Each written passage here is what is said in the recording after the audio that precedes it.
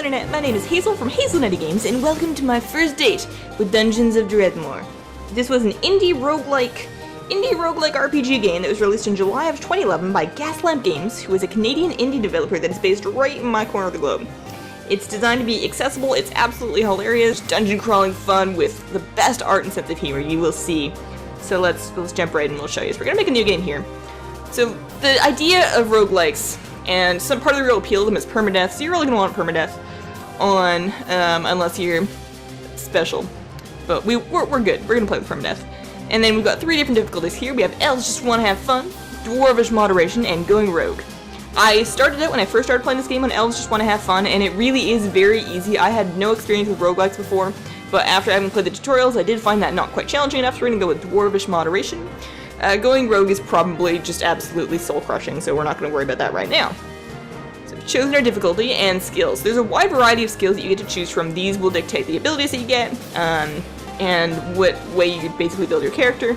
You can randomize it if you like, or select things. There are things based on which weapons you can use, there are things based on what you want to craft, whether you're good at magic, whether you're good at alchemy, all sorts of stuff like that. It's not super, I don't think you can really mess this up too much. I'm sure you can, but I haven't managed to do so. We're going to make it random. Let's see, we are a stave-wielding archer with Berserker Rage. I'm going to take out the archer and add in something melee. Let's go with swords. Just because I don't like looking for ammo. So we got swords and Berserker Rage. We also wield staves and psionics, some kind of mind-probing stuff. We have good eyesight and burglary, so we can sneak around the dungeon, as well as fungal arts and swords. Good. So yes, let's go take that along. You can choose your hero. You have male and female. I'm gonna be this red-haired chick because she looks a little bit like Little Mermaid, except with eyebrows. His name is super easy. I'm gonna be Hazel. There's only like 3 or 4 things I can possibly complain about in this game, and I really would like. It would have been really cool if they put in a little bit more visual hero customization, but you know, it's hard to nitpick. In ages long past, oops, okay. Long story short, there's a bad guy at the bottom of the dungeon, we gotta go block him up. So here we are, we move by WASD. This is turn-based, so every time you take a move, you do consume a turn. When there's no monsters around, it really doesn't matter, but turns will consume buffs and debuffs. They will let you regenerate health, and monsters will also use their turn to move. So we got some vending machines here. We got a drink vendor and a food vendor. I have health and mana at the bottom. There's my face. That will adjust as you get into combat. If you take damage, it'll get all bloody. Very simple. And in my inventory, they've given me lockpicks and a hefty stick. Good. Equipment-wise, I'm wearing a leather cuirass and a wooden sword, which is fine. And these are my stats. I'm equal parts with warrior and rogue, which should be just fine. Alright. So let's see. So, like I said, movement is WASD. You can also move with the mouse, and things are generally interacted with by clicking. You have inventory, character skills. There's also crafting. Okay, so we got some braziers. We got some chests. Good. Wand of laser. That's actually pretty good. So I'm going to go ahead and throw that into my inventory. Laser wand. Right click to equip. You can see it's the active item. That's your active item slot right there. There are a number of tutorials available for this game. There's like 12 or so levels, but they take like no time at all to go through. Oh, stepping there, lit up the braziers, and I anchored Siegfried the Diglett. He's got 34 HP, which is more than me. I'm gonna break this barrel, and I found Valkulu, the bloody lutefisk. It's an armor, it's a ring. This uncomfortable yet shiny square ring is better made for being more angular than yourself. Is made for beings more angular than yourself, possibly robots. Alright, I'll throw that on, why not? Get some extra piercing resistance because I have a piece of metal in my finger, makes sense. And let's attack this guy with my wand. That's actually surprisingly effective. I'm just gonna do that again. We got a bat over here, we got a little batty. I'm gonna do that too, and they explode into fire. If you step on the fire, you take damage. Shocking. We're not gonna do that. You generally, I find it's kind of detrimental to try and go through these levels too quickly, because you will generally step on traps and die. Especially when you've got permadeath on, you really want to be careful with things. We got some pyrite sun, inventory. So you have quite a bit of inventory room, and stuff does stack. You just have to manually stack it, just like you have to manually pick things up and physically put them into your inventory. No problems there. I got grunge ear, which is some kind of mushroom.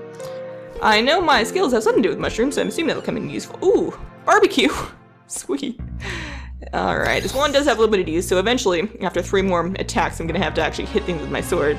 My sword kind of sucks, so I'm not really looking forward to that. Search the barbecue. You find some food in the barbecue, and I put the I found Parmigiano Reggiano cheese. I found Parmesan cheese in the barbecue. That's a great place to keep that. Good work, game. We got some new style Pilsner. So you regenerate magic points in this game by drinking alcohol, and then health by eating food. So you live pretty much off of beer and cheese, which is highly useful. We got a bookshelf there. That is a crafting recipe. I'm assuming once I've looked at that, I will then be able to craft this interdimensional axe if I can find a smithing kit, some instability infusion, and a rough iron axe. There is tons and tons of different loot and items in this game. I found I spend more of my time, or at least in the easy mode, collecting stuff and looking at what it all did than actually fighting monsters, but I'm assuming that that picks up the longer you get. We got some Zorknids on the floor here. Those are your currency. This is an arrow trap, so I'm not going to step on that. However, I have to get over there unless I want to go the long way around, and I'm lazy, so let's see if we can disarm that. Oh, I disarmed it, got some experience. Cool. There's a lever, pull it, why not?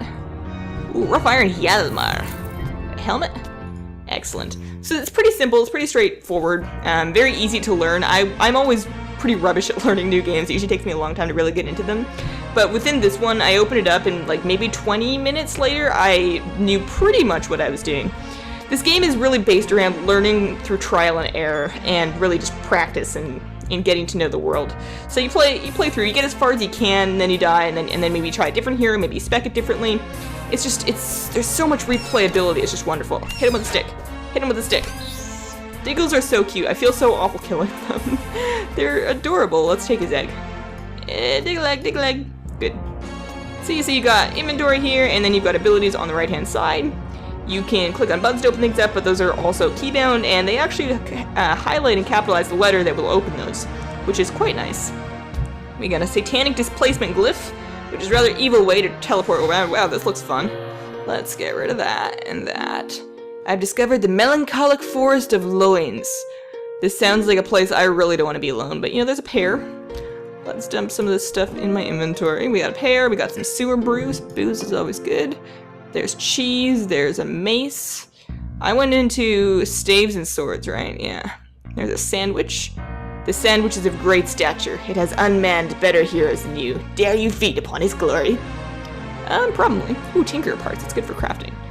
If you like loot and dungeon crawling, this is going to be wonderful for you. It doesn't matter if you've never played a roguelike before. If you have, there's going to be tons of references, and it's just going to be a huge nostalgia trip for you. But even if you haven't, this is so much fun. Alright, the blobby kind of threw some stuff at me. Hit him with a sword. Hit him with a sword. Oh, the snake's on me now, too. Alright, so I got some Zorknids. And by snake, I mean, we have ways of making you talk. Yeah, oh, I guess I could just teleport back. No, I want the stuff. I need the stuff from this room. Should probably eat something. What did we get? Did I pick up any food? Yeah, I got a pear. So I ate the pear. That's giving me 4 turns of regenerating HP. You can press spacebar to skip turns to consume all of a debuff. You can just mash that. There's no timer on it, which is nice. But that will allow these monsters to move. So you can see I press spacebar and he moves towards me. And let's go ahead and click on him. To hit him with a sword, we crushed the little baddie. There is a combat log that's on the top left-hand corner there. And good. Oh, well, did that mushroom just grow back? I mean, I know they grow quickly. We got an uber chest trademark. It's locked, and I don't have any... I had lockpicks, didn't I? I do. Maybe I can right-click on it? Nope, that just hit it with my wand. That's not what I wanted to do. It's locked. I have lockpicks. Use them. Can I do that? No, I can't. I cannot use my lockpick on the uber chest. That's upsetting. That's bad. I could make a clockwork bolt thrower using a crossbow, tubing, mechanisms, voltaic cells, and tinker parts. Well, we got some tinker parts. That's a little bit. I was a little overwhelmed by the crafting in this game because it requires so many different various items, but you do pick things up pretty quickly. And if you are a highly organized person, you can probably keep them fairly straight in your inventory here. Search the barbecue. And got some food. Got a sandwich with a leather belt, which will keep my pants up and provide peace of mind. It's always good. I never managed to wear belts much in real life, mostly because A, my pants fit me, and secondly, I always feel like they're... I can't do it. I just can't do it. Eat some cheese, try and get the rest of my health back. You will slowly regenerate health, so if you really want to, you can just stand in one spot and mash spacebar. I don't see any problem with doing that. But eating food just makes it happen a little faster, and you find so much food anyways, it's not exactly a big deal. Break a barrel! I found a fairy wadger, which is a mushroom. Every year, tiny fairies collect these rare healing fungi in preparation for the event known only as the Great Wadger Festival. Good. I need to be prepared for the Great Wadger Festival. So, let's see here, what do we got? There is magic in this game. If you're more of a wizard, you can learn spells and then cast those. There's lots of different spells, tons of different weapons, different abilities. There's a huge amount of depth and intricacy in this game, considering it only costs $5. I found a Horedric Lutefisk cube. Lutefisk for the Lutefisk god. I feel like there's a million references in this game that are going over my head, and the nerdier you are, the more of them you will get. It's excellent. Alright. So, I found a bony one with some charges, which is good. I got 2 charges and my laser one left. We got a cracked orb, which looks useless, but that's fine. And what is this? Cheese. I keep stepping on traps because I'm not paying attention to where I'm going. You can see the traps. They just blend in really well. Let's eat some cheese. It'll be fine. It'll be fine. Just nom on some cheese. Excellent. Lost wizard keys. This dimensional key bears a mysterious legend. Property of Rick the Mauve. As seen on TV, rate's reasonable. Click on the dimensional key widget in your status bar to visit your personal pocket dimension. What? What? I got an achievement. If lost, please return to Wonkdonkler. Is it in my inventory? What is going on? I want to visit my pocket dimension. This is my pocket dimension. Is this like my home? Can I have a home? Can I just leave like my sandwich here? I could leave my sandwich here if I wanted to. I could line my pocket dimension with sandwiches. I am totally game for that. This is probably not how this game's supposed to be played, but you know, whatever. We're fine. We're doing fine. Alright, so I'm going to summarize my thoughts here and kind of wrap things up because you should be spending less time watching videos and more time playing this game. It's wonderful.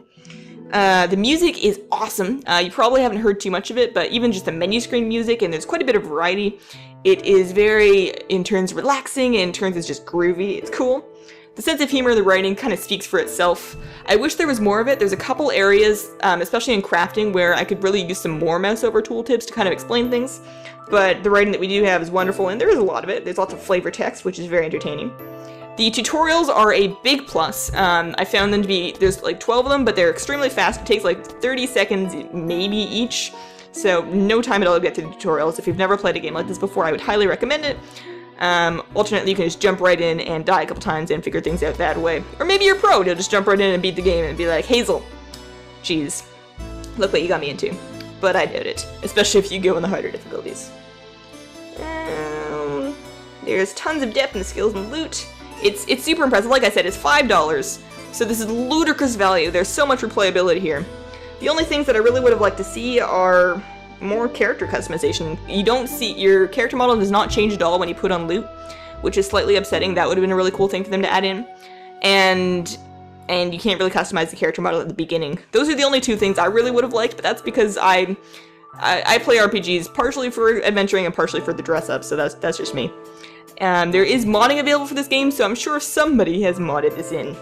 So to summarize, it's great, it's an accessible roguelike RPG game, it's got hilarious writing, replayability, ludicrous value, just get it. Strongly recommend it. Thank you so much for watching. My name is Hazel from Hazelnutty Games.